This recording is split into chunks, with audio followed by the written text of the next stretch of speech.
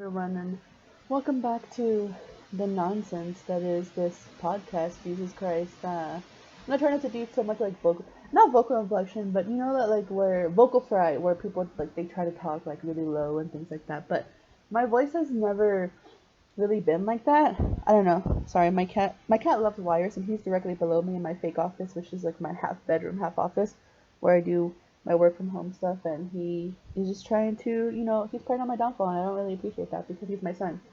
But anyway, this week, well, for this episode, because I don't even know, I am feeling very hopeless and very lost, and so I was like, why not talk about Neon Genesis Ava, basically, NGE, Neon Genesis Evangelion, and just how a lot of us right now are definitely feeling like Shinji, Asuka, and Rei, and a lot of the adult figures in our lives failed us, but some of us, because everyone's childhood is different. We all have unique experiences, and I have just been, because so, uh, for context, basically, I have been working from home for about a month.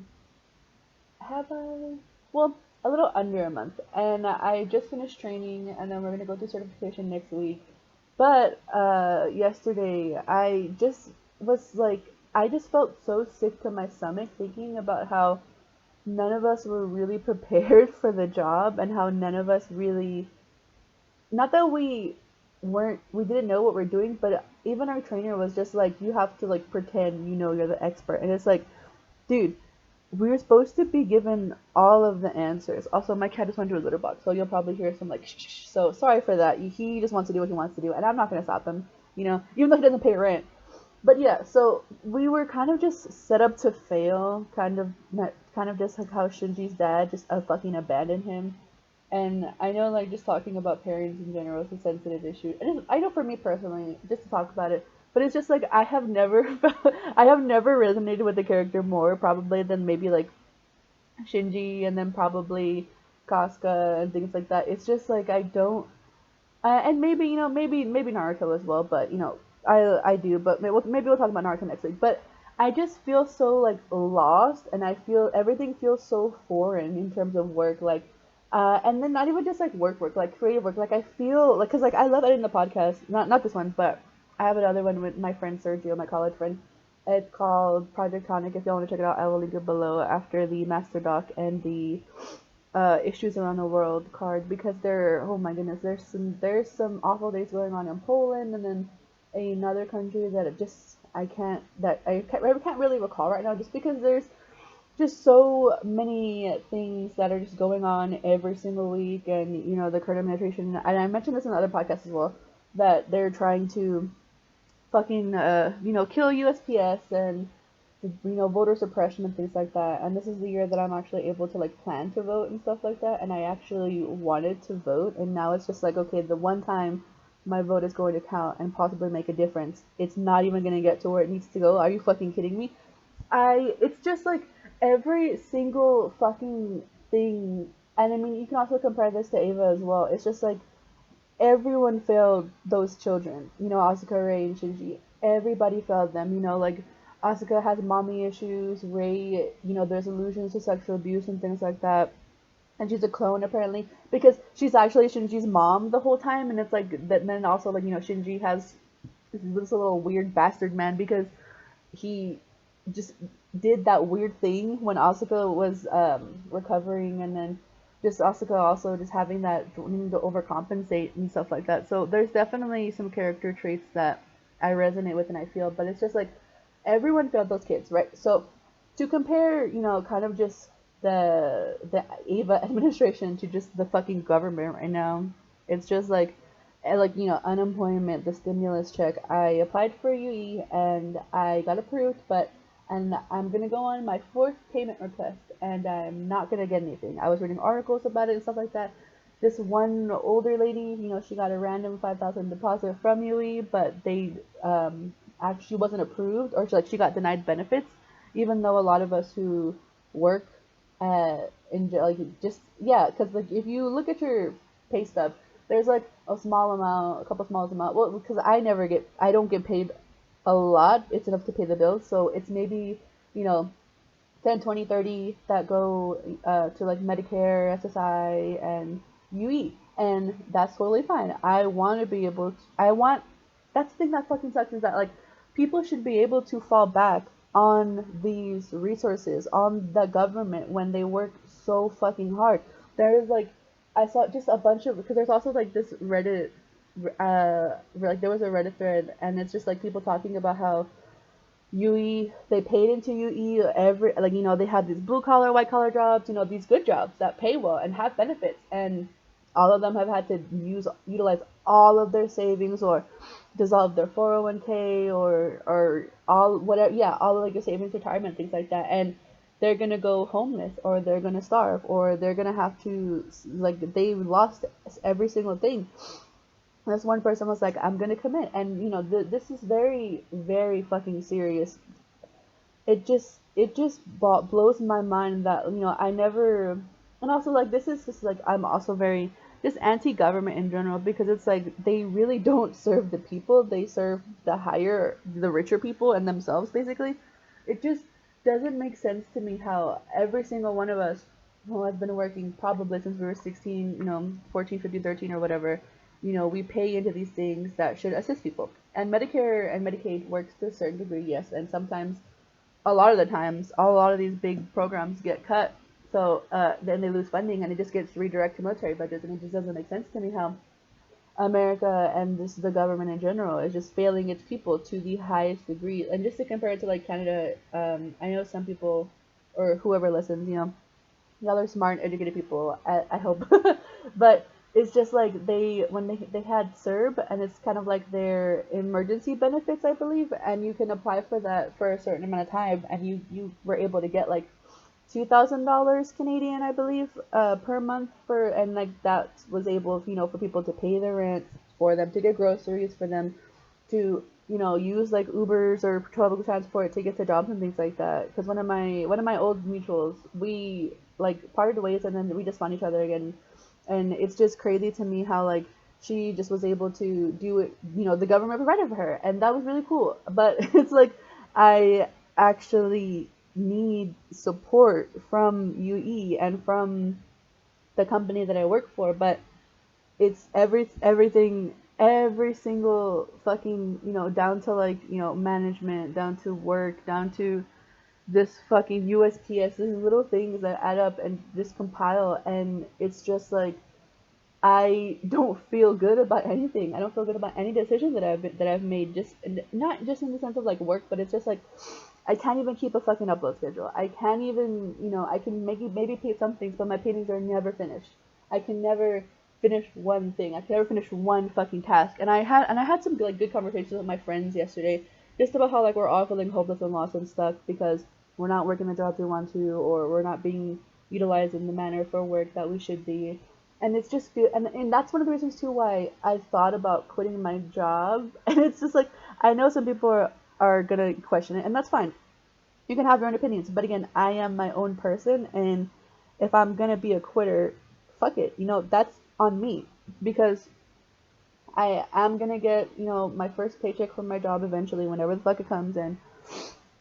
I'll have that severance pay, but it's not gonna be a lot. But I'll maybe have like one full check, but it's just like, and that's enough to get me to September. But it's not consistent work. And one of the things that just makes me so like anxious about work in general, and kind of just like how because I keep comparing these things to Ava, just because I feel like it's a good comparison in general, but also just like um just there's so much loneliness in Shinji's life and just in the world of Ava in general. Like we only really see, the supportive admin staff that kind of like run the back ends of Ava, and then the kids themselves running the fucking what the fuck are the mechs basically, but those mechs are like half bionic, half angels, I guess, or something like that, because they're like they bleed and they're fleshy and things like that.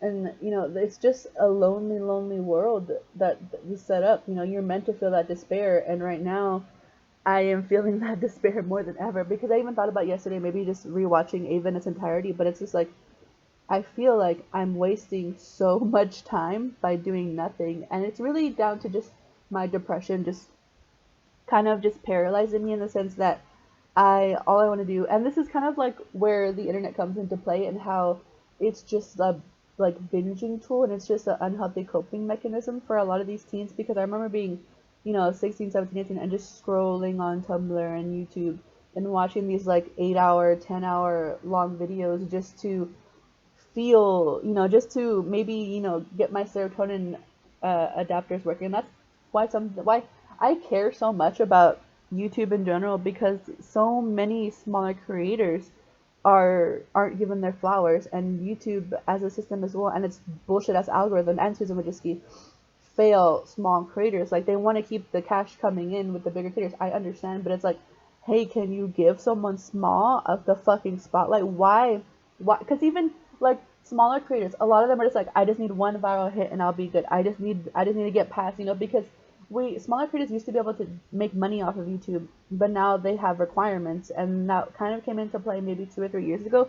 And here's what I'll say about that: it's really unfair, because I have a video and it's not a lot of views. It's only 35,000 views, which is still big to me, but I don't make any money off of that. I make money off of the affiliation that I have with that company.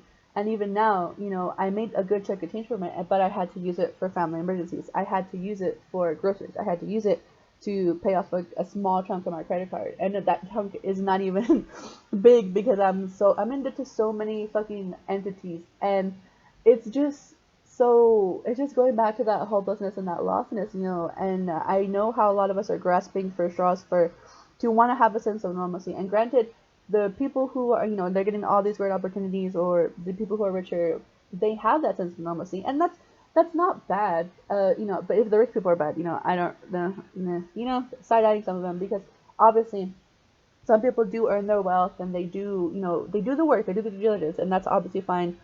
But it's just like, like Bezos and then these other big millionaires that just hoard the wealth and just don't. And because some of their donations that they do to some organizations are kind of just, because they're not even a big amount. And I mean like big in the sense that these people are billionaires, almost trillionaires, but only donating 200,000, 500,000, 300,000, 10,000 to these like grassroots organizations. That doesn't make sense to me. That seems more like a taxpayer write-off more than an actual like, it may be, because also it's kind of facetious. Like, it kind of just looks like their PR team and said, hey, people hate you because you have money. Give the poors what they want. Give the brokies what they want. And it's like, dude, how can you, like, ethically, even people who are billionaires, it's just morally wrong, and it's just ethically disgusting. But again, this is how I feel. If you want to defend billionaires, you want to be a bootlicker to the government, things like that on your own time, you feel free to do that, because I mean, obviously you're wrong, and you can argue with your mom, because I'm not. I will block you with a swiftness. It's not. I am not the one. That's what I'll say, because I'm not gonna argue with you. My time may not feel valuable, or may not be valuable, but I'm not gonna waste my time trying to put some sense into you that you should have kind of discovered on your own when you realized the fucking IRS was sending fucking stimulus checks to people who had already passed away. Are you kidding me? Greatest country in the world, my fucking ass.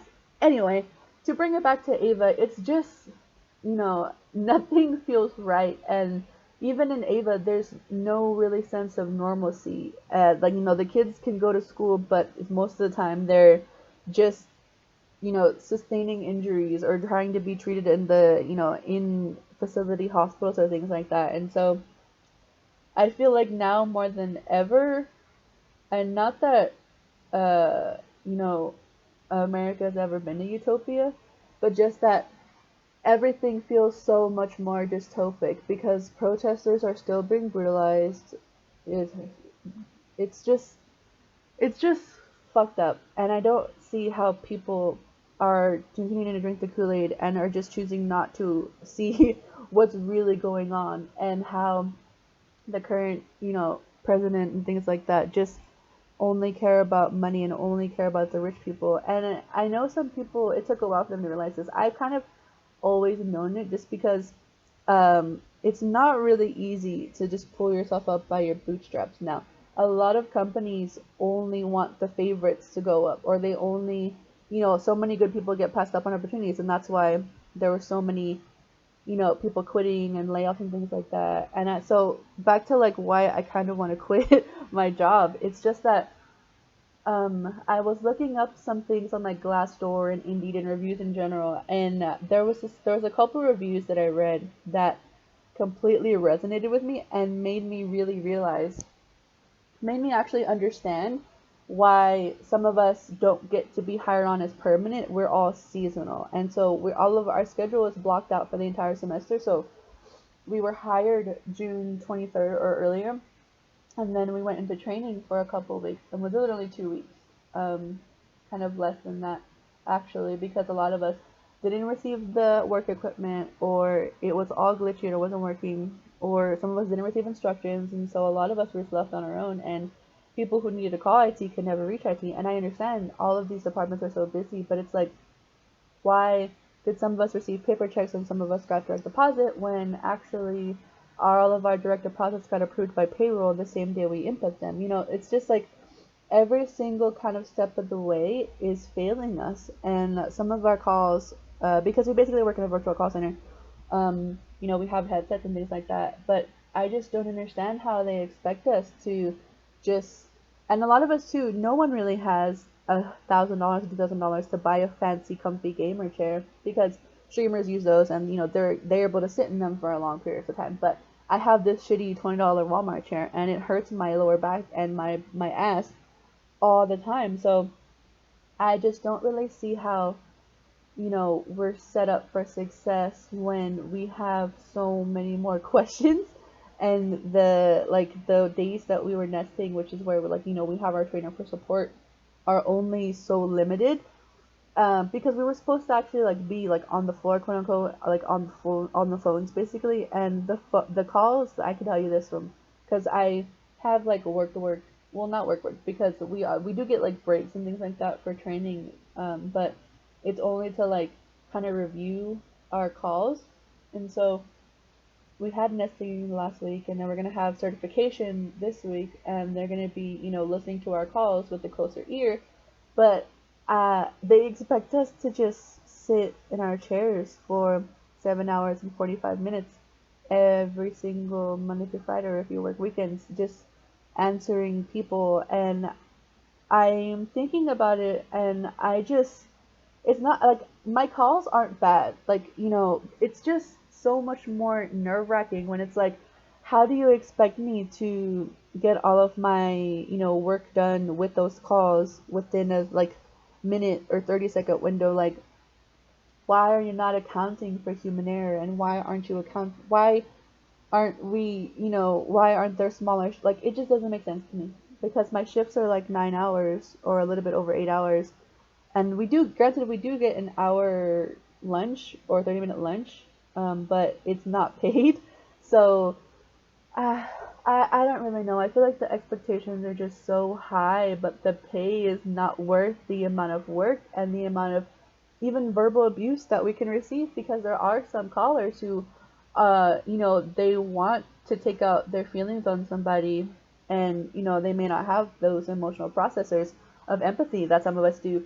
And it just doesn't feel right to just place that on people, and to just have the other, like, people who are higher than us be cushy and are able to kind of, not talk down on us, but reprimand us in a way that's like not even capable of empathy. Like, how can you just say, oh, make sure you have X, Y, and Z right when we're barely on A, B, and C? Like, I don't know if that makes sense to y'all, but it's kind of just like, you don't really know what you're doing until you do it. And granted, like, working from home, from my experience, the very little experience I have, it's cool, I guess, but it's also like, why aren't we allowed to use the restroom in between calls? Like, my restroom literally is like a skip down the hall from me. I mean, my hall is not that big anyway, but I just don't get it. I just don't understand. I just don't understand how we're supposed to do this. And I don't want to just upright and quit.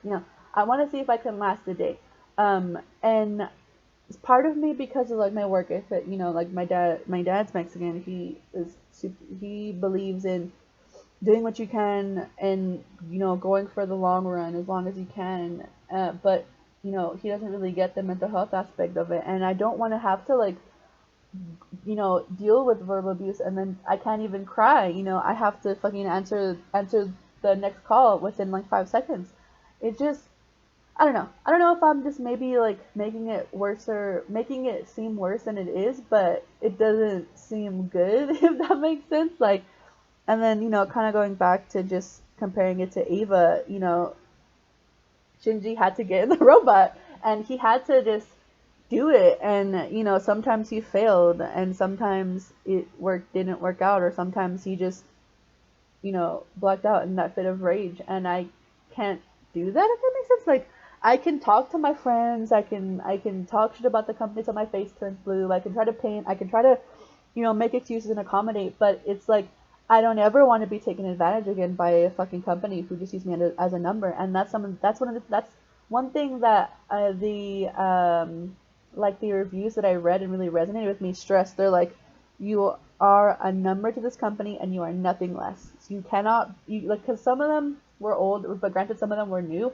and they had like quit during spring semester, and I'm hired for fall semester, and everyone knows that fall is so much more busier than spring, but I just needed work, and this was something that I thought I would have been a good fit for, and even my interviewer. And it's kind of like, see, it's kind of crazy too, because even one of the reviews was like, you're basically being gaslit the entire time because you are believed to, working for a great company and having these benefits and stuff like that, but they won't even hire people for permanent positions.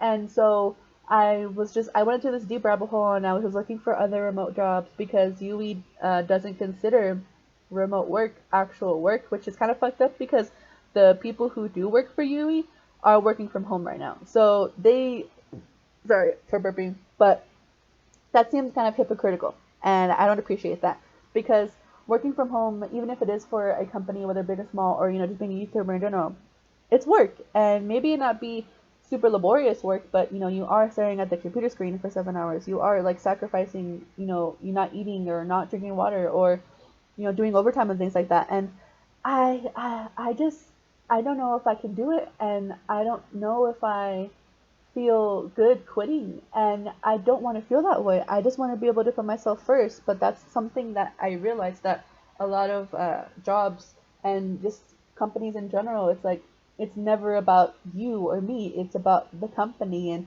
what the CEO and CFO and admin staff wants, and that's so not fucking fair. And forgive me for just sounding like a dumbass teenager, but it's just like the more I grow as an adult, the more I realize everything fucking sucks. Life fucking sucks, and I don't want to. And I don't say that as like a definitive. I say that as just like right now, life is awful, and I felt this way for such a long time as a teenager, and things were kind of looking up, and then now it's all been stripped away, and the rose-tinted glasses are broken and stuff. So, but again, that's not to say that there aren't things that we should appreciate, because I don't want to come off as ungrateful. It's kind of cool to work from home, I guess, but it's not cool to work from home to be stressed to the point where you feel like you're gonna vomit before a shift because of anxiety. Like, I have made some cool artwork. I have really, kind of felt myself and realized that I need to go back to therapy, and I haven't really processed trauma and things like that. But it's also just like, why did it take me this long to realize it? And why should I have to sacrifice myself to a company? Why do I have to be the sacrificial lamb for this company when maybe, it seems like a good fit on paper, but actually doing it is a whole nother ball game. And I was even thinking of that meme too, that was just like, when you realize you aren't a good fit for the job halfway through training. I thought that so well, because training wasn't hard, but it didn't set you up with what you needed to. And I don't recommend this job that I'm doing to anybody else unless you have a comfy gamer chair. Unless you have like that money. And that's what sucks, is that I wouldn't I don't know I don't even know if I would mind doing it if I had a comfier chair, because I want to stretch. I don't want to have to be tied down to the keyboard and stuff like that. But I don't know. I guess I'll just update you on the next podcast whether or not I choose to leave this bitch house job. But yeah, everything's coming up Ava, basically, and it's not to say like, oh, enemies and OBO, stuff like that, but it's just like, I am someone who definitely likes critiquing and comparing media to the things that we experience, because some of the things in media and in the content that we consume are very, very visceral and have the ability to resonate with us to a core to where, like, like we're shook. Like I told you, like Berserk fucking destroyed me mentally. So sometimes good media and sometimes good cinema can, leave you with these icky, gross feelings and, question your humanity and things like that. But maybe that was with the intention, or because I don't know. Well, I mean, I do know, but that's just kind of a word salad for me. But it's just everything is just weird and uncertain. And sorry that this wasn't super positive. I am just realizing things. It's the year of realizing, as Kylie Jenner once said. But yeah, to bring it back to Ava for the last fucking time, you know, after all the shit that they went through and like kind of should be just regressing into that everything he experienced, they have that like slice of life episode where it's like in an alternate universe this is what Ava could be. In an alternate universe, maybe we could have a government that fucking cared about us. But who really knows at the end of the day, huh? Because I I for sure don't trust the government, and your opinion is your opinion, and I am not trying to convince you otherwise. I am just trying to vent out into an online space and talk about whatever the hell I want because this is my podcast, because I feel that I'm important enough to have a one-man podcast. Just kidding. I don't even think I'm that important. I don't even think my online content is good in general. But, my 168 subscribers and my 2 listeners on here, I appreciate all of y'all because at the end of the day, uh, not to be a nihilist and say that nothing matters, because obviously there are so many things that are important in this world, in this life. Everything just all the negativity kind of overshadows everything. But don't forget, and I know it's hard, and I know it's even like kind of blasphemous for me to even say this because nothing feels right now, and nothing should feel right now. But there are good things. I have my cat, even though he's a bastard, man.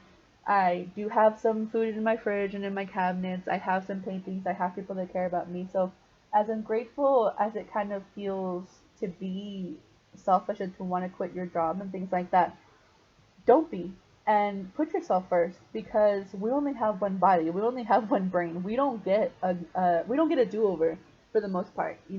Reincarnation, unless we go through it again. You know, because just to take it back to that Asian saying, YOLO, you really only do live once. So take care of yourself. Put yourself first. And realize that there are so many other things that are important, and that maybe you should consider those things first. And just like cap it off, because I can't really think of any more parallels to Ava right now, just because I'm trying to be optimistic, and Ava just seems so fucking depressing. I mean, granted, I'm depressed as well, but uh, yeah, take every day, take it one day at a time. That's what I'm trying to do. Don't let everything get so overwhelming. Stop doom scrolling. Get some fucking water. Eat some fucking food. And get yourself together, because that's what I am gonna do literally after this podcast ends. I say this all the time. My apartment still looks like the Hoarders episode. It's not very organized. It is not the cleanest, but none of us, me, my boyfriend, or my cat, we don't have the virus. So yeah, all I can tell you is to just keep trying to be a good person and keep on keeping on, and fuck companies, fuck work. But I know, again, like just with me, somebody's got to pay the bills, and not all of us have a sugar daddy, and not all of us have that, financial support. So I understand if you can't even quit right now and you want to, because I know too, sometimes it's hard. Like everything is just hard and difficult right now. So take what I say, and apply it to your real life if you've gotten this far. Just try to keep positive. And I know it's hard. I know. That's why I'm trying to tell you to be more positive, because there are good things. There are good things. And I don't want you to think that there's not, or feel like there's not, because there is. And with the amount of just doom and overwhelmingness and other things that are happening right now, I completely understand why it would be hard to just, or how it would be very easy to overlook these positive things. But practice gratefulness, practice mindfulness, practice consciousness, and being there in the moment, and living to the best you can, and trying not to just feel like everything's going to shit, even though even though it is. Because I don't wanna push on that like that toxic positivity, but there is some good things. There aren't always gonna be bad days, even though every day seems like one. I am finally going to end my episode, and I will see you in the next one.